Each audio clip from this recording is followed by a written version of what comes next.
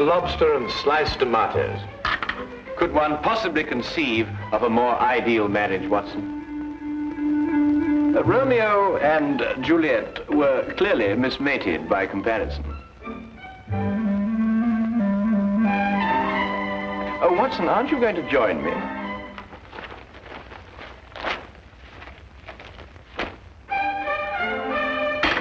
Oh, now, surely, Watson, you can't bear a grudge against me forever for something so trivial.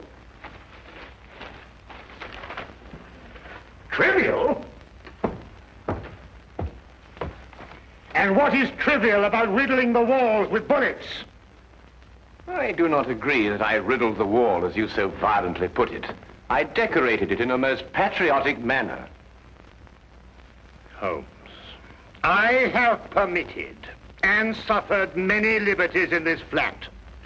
First you make those evil-smelling gases. Then you shatter my nerves with those ridiculous disguises. But you, even you, have never covered your activities under the banner of patriotism.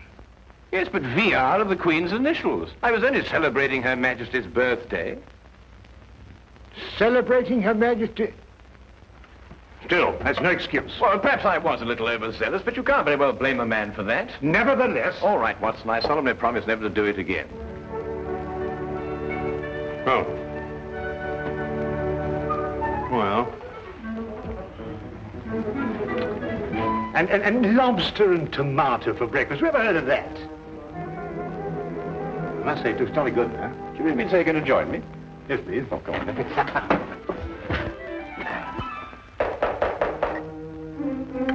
That's strange. I didn't expect her until noon. She must have caught the midnight train. Oh. You will meet her in a minute. Oh. I wouldn't want her to feel that she was intruding.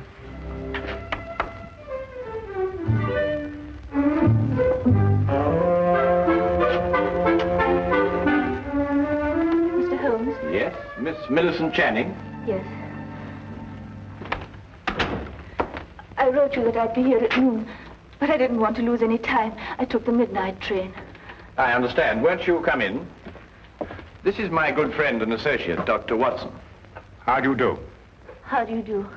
Please sit down, Miss Channing. You must have had a very tiring journey, particularly in view of the fact that you were forced to take a dog cart out of the way. How did you know I took a dog cart? Well, I noticed that your right sleeve is covered with mud. Only a dog cart throws out mud in such a disagreeable way. Mr. Holmes can also deduce your birthstone and the serial numbers of any notes you happen to be carrying in your purse. Dr. Watson exaggerates, though only slightly.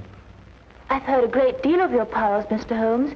They say you're one of the cleverest men in London. They're very kind. You said in your letter that your fiancé has disappeared. I'm afraid that something terrible has happened to him. Why, Miss Channing? It's all so muddled, so confused. Several days ago, I was expecting him for dinner. He didn't arrive. I was worried, and I went to his lodgings.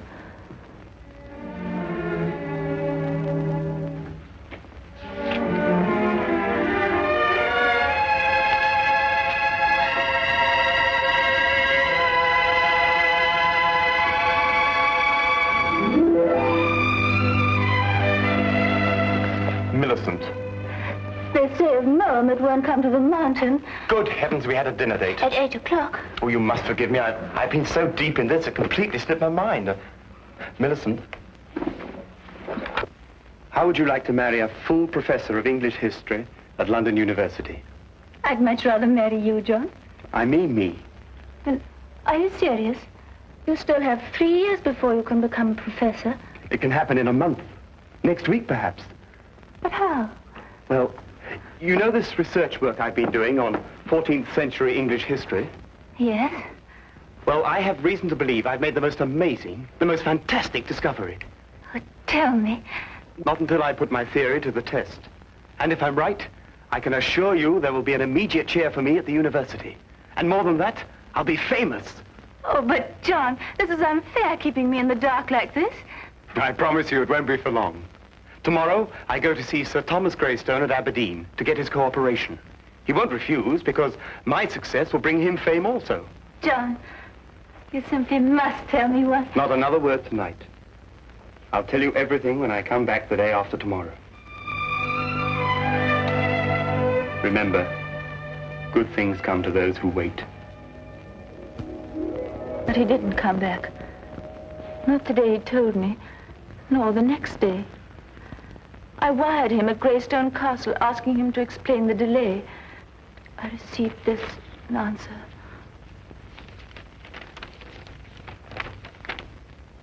John Cartwright, unknown here. Signed, Greystone. I didn't know what to make of it, Mr. Holmes. Finally, I decided to go up to Aberdeen and talk to Sir Thomas Greystone himself. He must have been mistaken.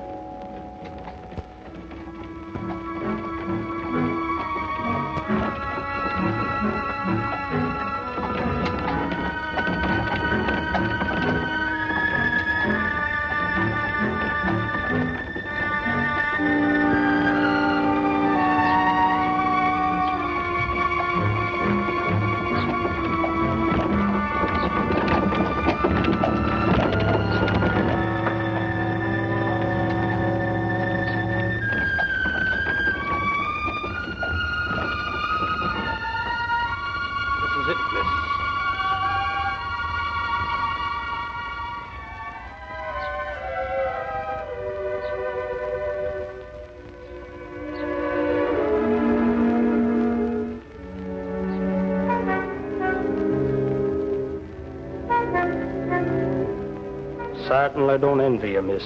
Why? Is something wrong? Let's say something isn't right. Ever since the Greystones came upon hard times, they become a strange, mysterious pair. Hardly anyone ever comes to see them, and those that do don't waste any time there. If I were you, miss, I'd wait until it's light before I went up. I don't have the time to spare. I'm sure I'll be all right. Suit yourself, miss. Get out.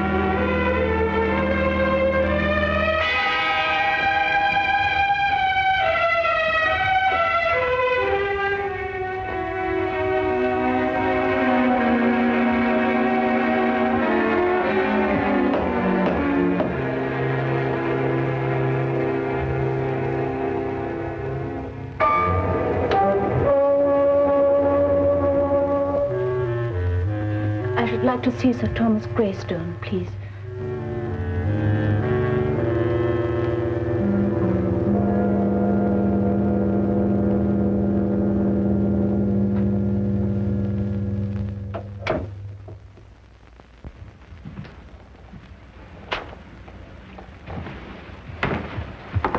My name is Miss Channing. Would you please tell him that... Miss Channing, is it? The lady who sent the telegram? Yes. I hope you don't think me foolish coming here in this way, Sir Thomas. Walter Greystone is my name. Sir Thomas is my father. If you've come to make further inquiries about your Mr. Cartwright, yes, I'd say you were foolish. We've absolutely no knowledge of the gentleman. But I can't understand it. He told me he was coming here to speak to Sir Thomas. About what? About a discovery he made while doing some historical research. He said it was to have brought fame to him and Sir Thomas both. I can assure you, Miss Channing, no one of that nature has been here. No one. But I know he took the 6:10 train on Tuesday. I saw him off. The 6:10 train makes a dozen stops along the way. He could have got off at any one of them. But why? I've no idea, miss. I'm sorry. I'm upset. You see, he's my fiancé. I quite understand, but there's nothing we can do. I'm sorry to have troubled you. One moment, miss. That telegram I sent you cost 2 shillings. I'll thank you to reimburse me. Father! Be quiet. I'm not a charitable institution. Are you Sir Thomas Greystone? I am. You didn't say you were. I didn't say I wasn't. 2 shillings, if you please. Thank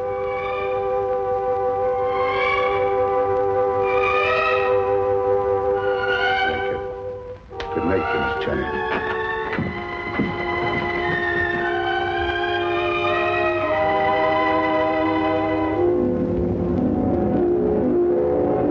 Whatever else I felt about the Greystones, I didn't believe they'd lied to me.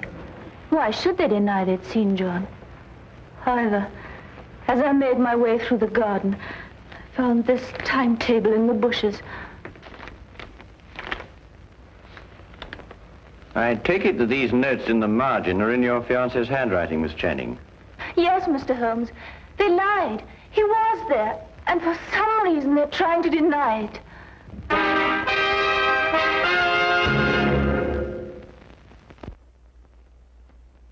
He had evidently asked directions to the castle and jotted them down in the margin. Well, it's perfectly evident the Greystones are lying, but why? Here's somebody offering them a chance of fame, they refuse it. There are other considerations more imperative than fame, Watson. Well, what other considerations, for example? That is our problem. You will help me, Mr. Holmes. I'll do my best, Miss Channing. Oh, Watson, the 14th century contained the reigns of what kings?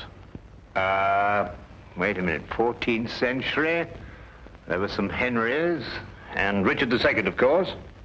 Richard II. He was executed, wasn't he? Yes, at Pontefract Castle, September the 21st, 1300 and... Miss Channing, I would appreciate your taking me to your fiancé's flat. To his flat? But why not to Greystone Castle? Well, I would rather not go there unarmed. Why not? We've both got revolvers. I am referring, Watson, to information that may have led to the disappearance of Miss Channing's fiancé. Come along, Miss Channing.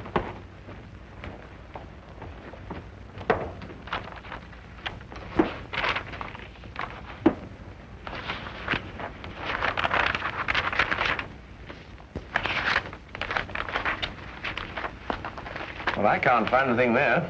Perhaps you'd have a look, Watson. Oh, thank you, Miss Channing. Thank you.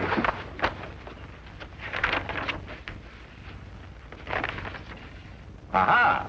So this is what Cartwright found so exciting. What is it, Holmes? Well, he certainly deserves his professorship if he understood this. Listen. This pledge unto Richard, I, Richard, do make. To return unto Richard, switcher from Richard I take. Let a Richard look on the northern stair, then 6 and 7 is not fair. Press on and through and doon for 10. Beware thou do not linger then. If thou art in and wist ye moot get out, smite eke the lion upon the snout. Meter and rhyme perfect. Oh, what's it mean? Well, it's simple enough, Watson. Look here, Holmes, sometimes I think you'd say that a trip to the moon on an umbrella is simple. Yeah. Well, analyze it piece by piece. The first part is nothing more than a receipt. A receipt? Certainly. This pledge unto Richard, I, Richard, do make, to return unto Richard such things as I from Richard take. Well, apparently Richard had entrusted his possessions to a loyal friend, and he had received his promise that they'd be returned. Yes, I see that. The rest of the inscription merely tells him how he may get his possessions back. Hence, let Richard look upon the northern star. A sort of map, so to speak. Quite so. Well, but what's all this got to do with Cartwright's disappearance? Well, in Wilkinson's biography of Richard II, it is mentioned that one of the king's most loyal supporters was Richard Greystone, the original owner of Greystone Castle.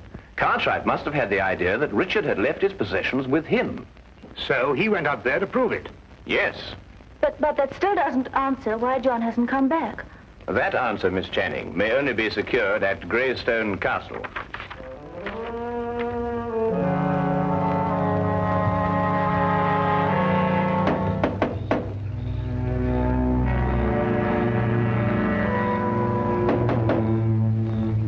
strange, there appears to be no one here.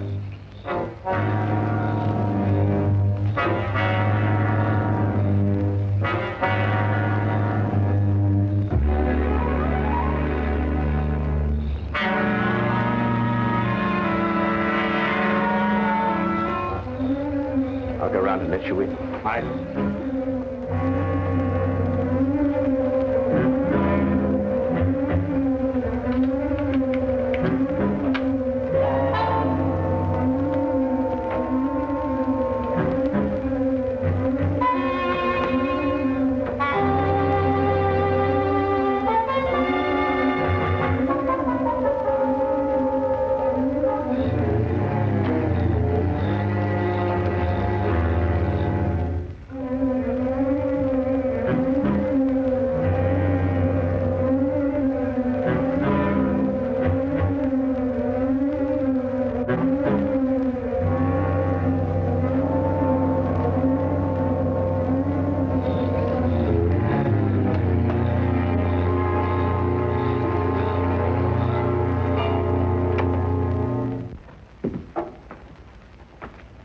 Come along and keep close behind me.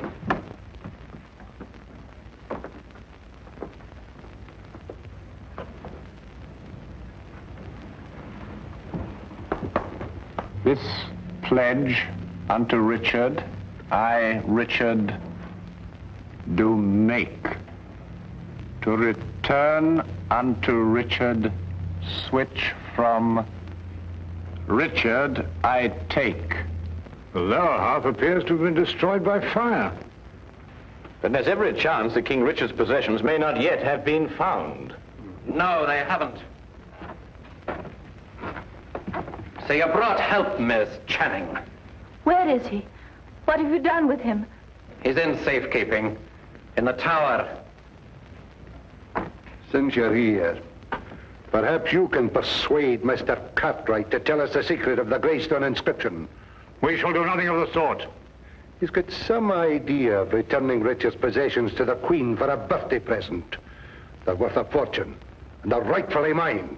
They rightfully belong to the crown. We won't argue rights and wrongs. Weigh this well. If you can't persuade Mr. Cartwright to talk, then not one of you will leave this room alive. In that case, I will not hang my fate on another man's decision. I'll lead you to King Richard's possessions myself. Holmes! Why be killed over a museum piece, Watson? Let's re-examine the pledge. This pledge unto Richard, I, Richard, do make. To return unto Richard, the such as from Richard I take. We can understand that much without your help. Go on. The meaning is perfectly clear. Whatever treasure may be hidden here belongs to the royal family and to nobody else. Let Richard look on the northern star. Well, that gives us the direction. Does it? One can look at the North Star from any point in this hemisphere. Your ancestor knew that. He said, let Richard look. And he meant this Richard. In other words, the direction may be found by facing north from this very spot. I am now facing due north. Then 6 and 7 is not far. What does that mean? Merely to pace off 13 steps.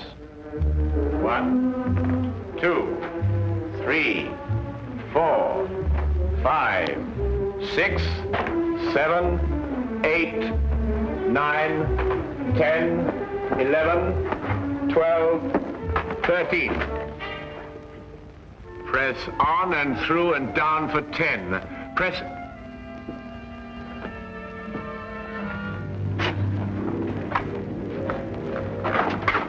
Stairs! Through and down for 10. 1, 2, 3, 4, 5, 6, 7, 8, 9, 10.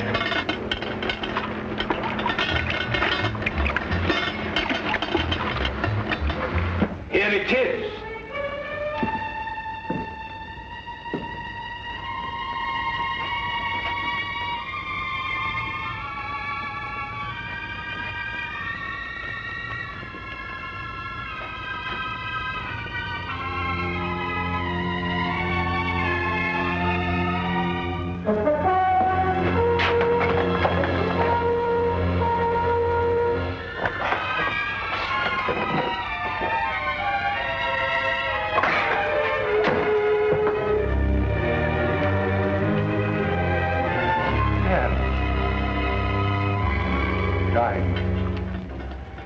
Rubies. Pearls, at last. I've been waiting for this moment for years.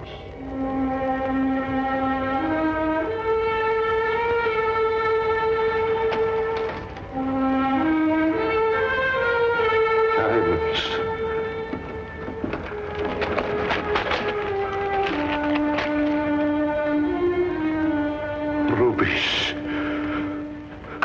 And now, if we may go. I'm afraid I can't let you go. But you promised. You take us for fools, you go straight to the authorities. I plan to enjoy this wealth. I don't see how, with or without us.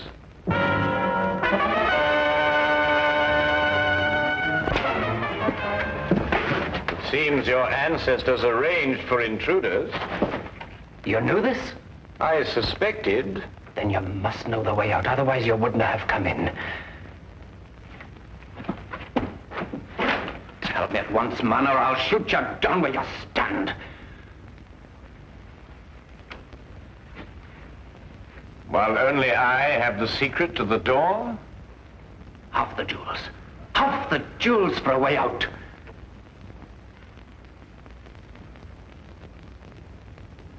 All of them. Show us how to get out, and we'll let you take them all. No. No, they're mine. Not one. Not a single gold piece. Are you daft, man? You want to rot here forever? The treasure's mine. The treasure's mine. You can't let them have it. Pay no attention. Give me the gun. You can have the treasure. Just the gun, please. The last two lines of the inscription read, as I recall, if you're in and can't get out, strike the lion upon the snout.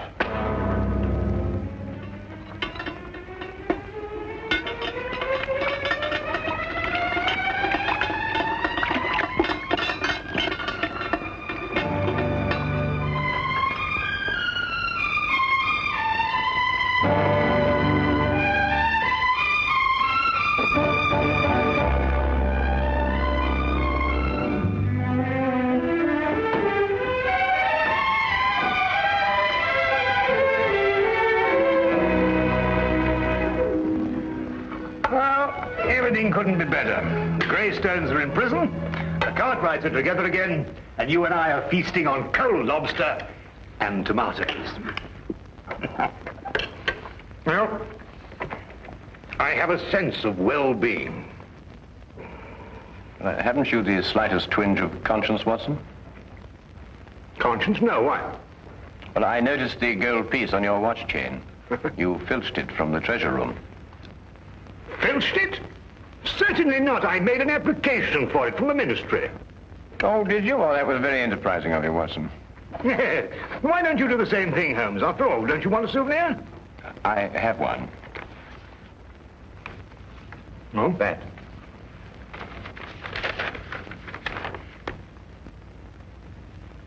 But Holmes, a personal letter of thanks from Her Majesty. Why, Holmes, congratulations. Well done. Oh, thank you, Watson.